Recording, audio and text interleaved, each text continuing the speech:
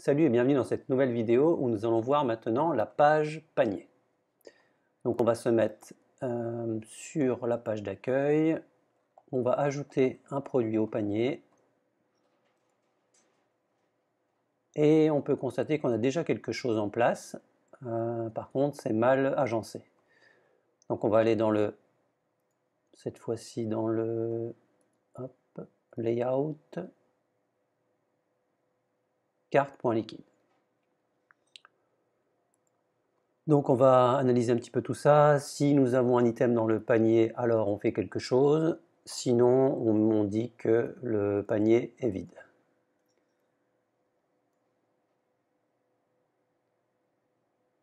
Vous n'avez rien dans votre panier. Ok, panier. Donc dans un premier temps, comme d'habitude, on va mettre un conteneur.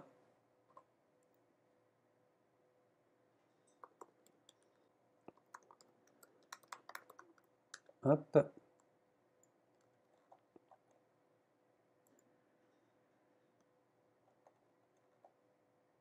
Donc on va le mettre sur l'entièreté de la zone. Hop, comme ça. Donc on a nos espaces, ok. Alors on a un for, donc ça c'est normal. On a un table, ah, ça c'est pas beau, ça c'est assez laid. En général on fait plus ça maintenant. Hop. On voit que ça se déroule mal. Et puis sur mobile, c'est pas génial les tableaux en général. Donc nous on va recoder quelque chose. On va toujours mettre le form ici. Donc on va lui mettre une classe qu'on va appeler card form, tout simplement. Ensuite, qu'est-ce qu'on va faire? On va faire une div qu'on va appeler carte row. Hop. Avec à l'intérieur un carte item. Et on aura image. Ici, on aura 4 zones. Image plus titre. Ici, on aura le prix, la quantité. Ici, on aura le prix. Et ici, on aura la croix de fermeture. Donc, on va aller dans notre CSS. Ici, on va mettre carte form. On va avoir un carte row. Et on aura les cartes item.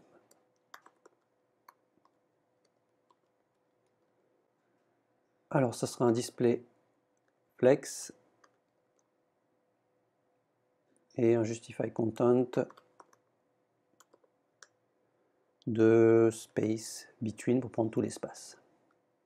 Au niveau de notre carte item, ça va être, on va mettre un padding de spacing, un display également flex, avec un justify content de center et un align item de center.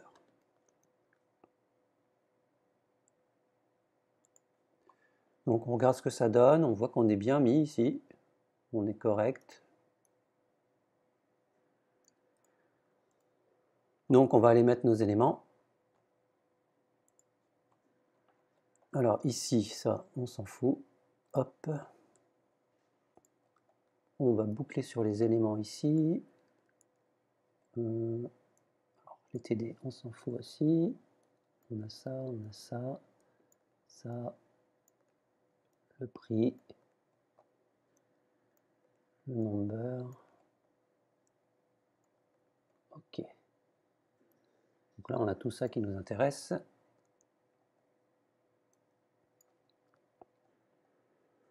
Donc ici, on va avoir besoin, donc là, on va boucler. Donc on va se mettre là. On va boucler sur les éléments. On va finir la boucle à la fin de nos cartes items.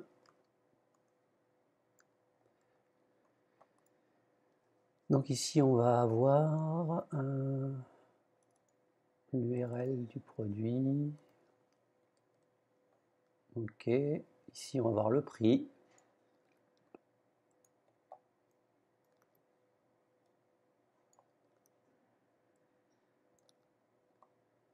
La quantité. Ah non, la quantité ici. Le prix ici. Et ça, hop. On va mettre ça en dessous, je ne sais pas exactement ce que c'est. Ah oui, c'est pour avoir les discounts. Et la croix qu'on recodera après. Donc on voit que là, on est plus ou moins pas mal. On a un remove ici, et le remove c'est... Ah bah c'est là, il est là le remove. Hop. Voilà.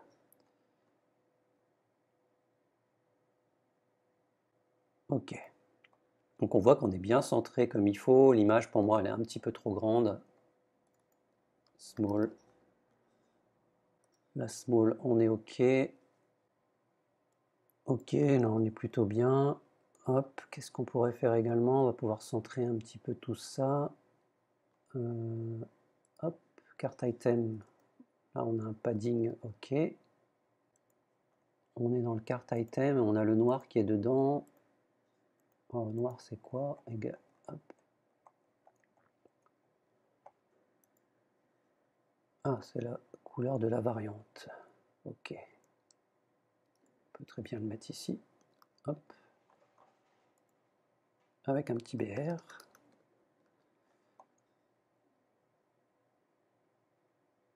Voilà. Ici, on va lui mettre une classe qu'on va appeler classe carte title. Carte item title. Et le carte item title,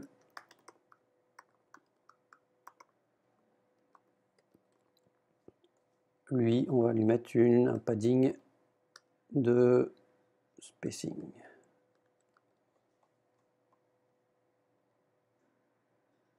Voilà, comme ça on a des espaces plutôt pas mal. Là on est correct. Carte item. On va lui mettre un spacing partout, sauf à gauche. Hop. Alors là c'est bien. Qu'est-ce que ça donne sur desktop? Hop. Ouais, c'est bien. Et ça ici.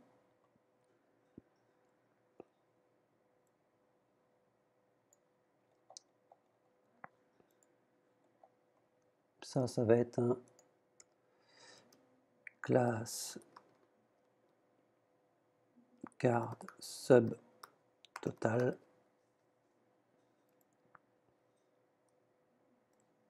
Total.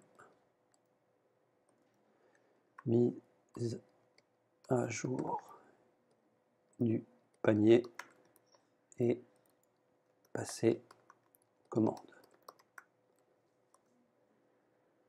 Donc ça sera des classes BTN. Et là, classe BTN et BTN primary. Ensuite, card sub total. Ça va être un display flex BTN margin bottom de spacing.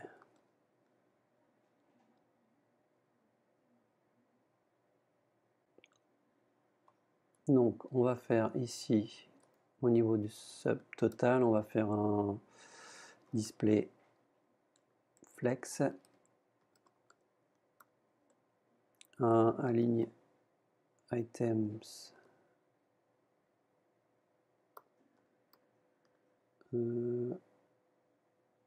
flex end, et un display flex direction colonne. Hop. Et voilà, là on est bien. Alors pourquoi le BTN primary? J'ai pas fait de BTN primary moi. C'est bizarre. BTN. Ah, j'ai mis le add to card. Je pense que je vais faire la même chose pour le BTN primary. Voilà. Hop, voilà. Alors comme ça, c'est plutôt bien. Peut-être que lui, je le mettrai un petit peu plus light.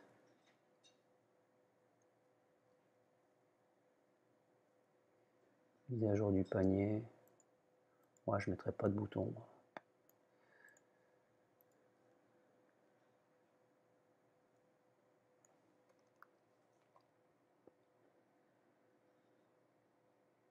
Bon, ouais.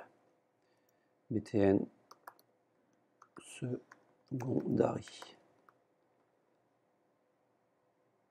Et du coup, on va aller au niveau du BTN secondary. BTN secondary. Lui, il va avoir un font size plus petit, 1 REM. Et texte transform initial. Et un background de F0, F0, F0. Et un color de font size, font color, je ne sais plus comment je l'ai appelé. Color primary, peut-être. Clac. Voilà, ça c'est bien. Et toutes les, on va faire un border radius de 3 pixels.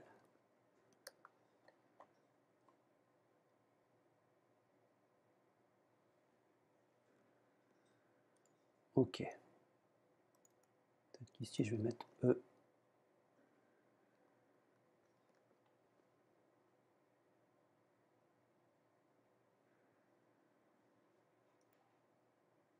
Ok, là c'est bien. Peut-être que la croix, il faudra la augmenter un petit peu. On fait mise à jour du panier. Hop, on a bien 3 quantités.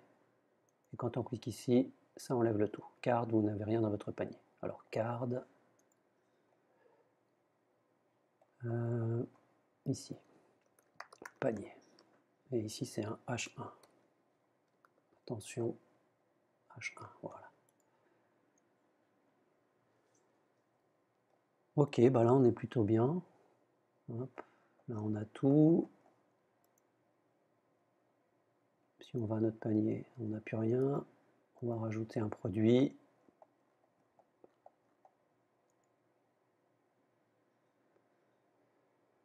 C'est bien calé. Ici aussi.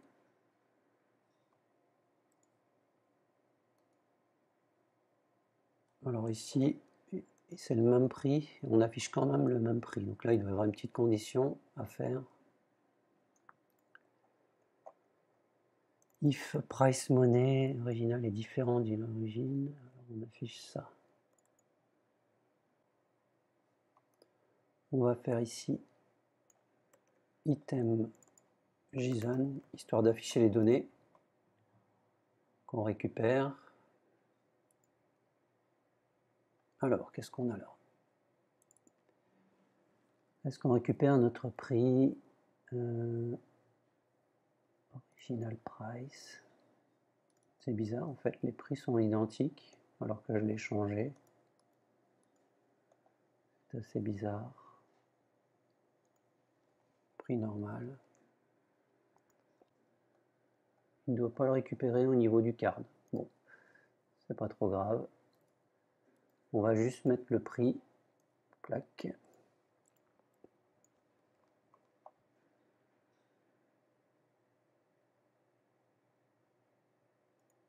Et on va rester comme ça.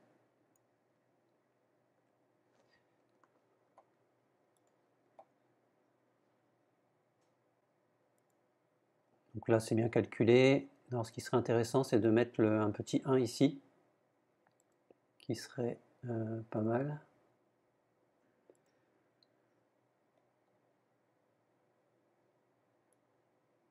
Hop, on va essayer de récupérer ça au niveau de notre aide ici. Hop,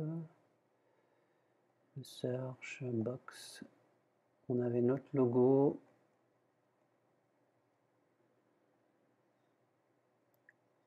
Alors, où est-ce qu'on a mis notre shopping ici?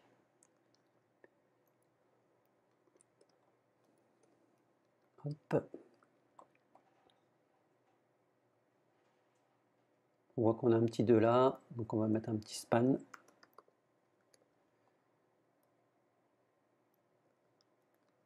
Qu'on va appeler class carte count.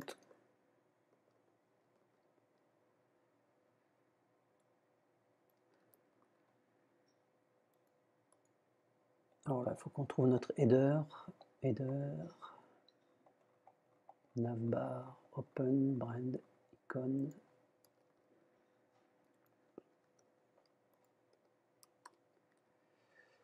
On va faire un background color de red. Ensuite, color, on va mettre blanc. Un padding de 4 pixels. Font size de 12 pixels. Et un border radius de 10 pixels.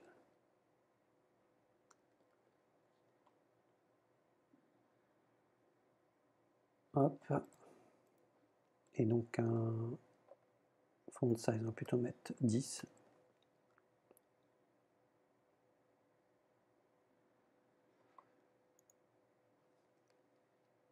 Font size.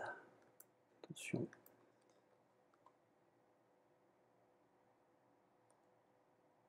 Ok, donc là on était bon à 12. C'est pas un rond, on va faire 100% ici. Ici on va lui mettre 4 pixels et 10 ici. Hop. 6. Voilà, ça fait un petit rond sympa. Donc du coup on va diviser par 2, on va faire 3 et 5.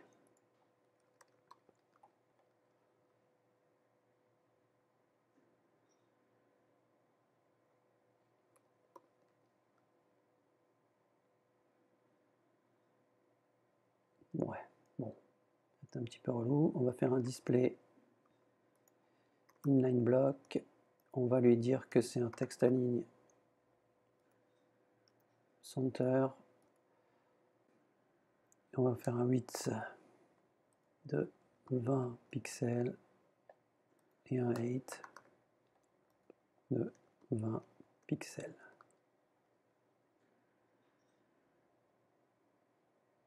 Voilà, là c'est bien. Alors, qu'est-ce qu'on a là? On est dans le card. Ok, donc ici ça va être une position relative et ça va être une position absolute.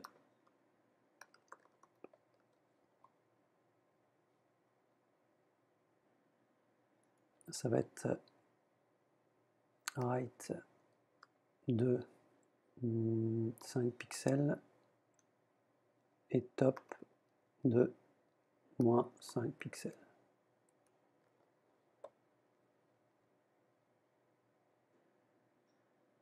Bon, top, on va mettre moins 1 pixel et ici 3.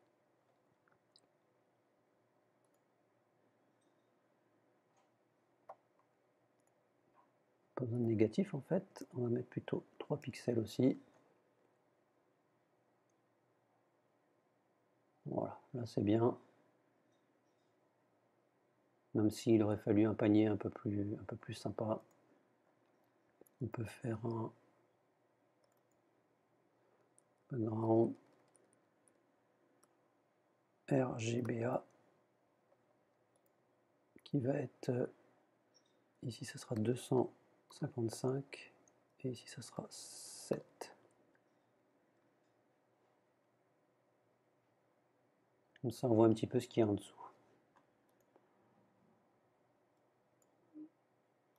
Hop, mettre à jour le panier. Et là il est toujours là, donc on va faire une petite condition.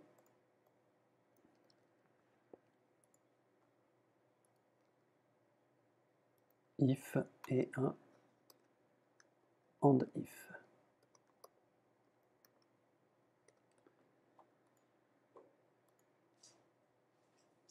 Donc normalement il ne devrait pas apparaître si on n'a rien. Voilà, c'est tout pour cette vidéo, j'espère qu'elle vous a plu. N'oubliez pas de mettre un petit pouce bleu et de vous abonner à la chaîne. À bientôt.